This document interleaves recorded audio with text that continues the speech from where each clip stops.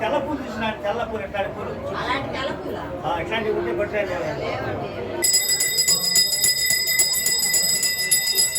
చూడు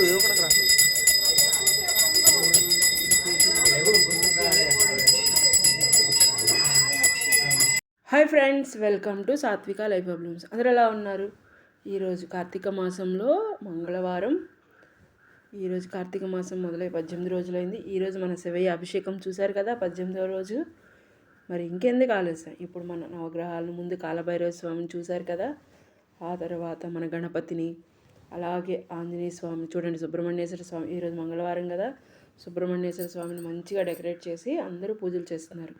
ఓం గణపతియే నమః. మన వినాయకుడు చూడండి ఎంత అందంగా ఉన్నారు. పొద్దున్నే కదా, చక్కగా డోర్ కూడా ఓపెన్ చేసి పెట్టారు.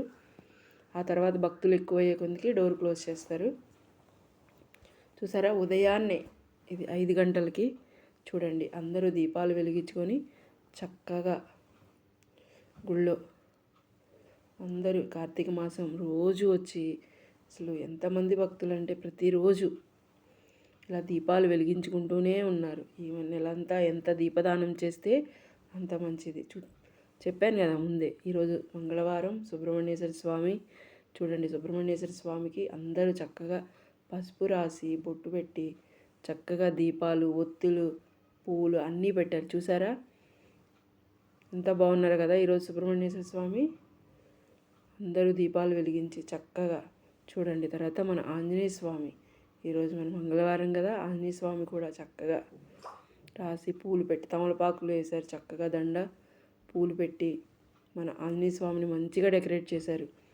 భక్తులందరూ చూడండి, కింద లోపల దీపాలు పెడుతున్నారని స్వామికి సెగ తగులుతుందని అక్కడ మెష్ పెట్టారు, కింద పెట్టారు. చూసారా నంది వెనక. ఇక్కడ అంతా లోపల ఎదురుగా శివుడు ఉంటారు. అంతా రష్గా ఉంటుంది జనాలందరూ అని లోపల అదంతా అలా బల్లలు పెట్టి కర్రలు కట్టారు. చూడండి, లోపల శివయ్యకి అభిషేకం జరుగుతుంది.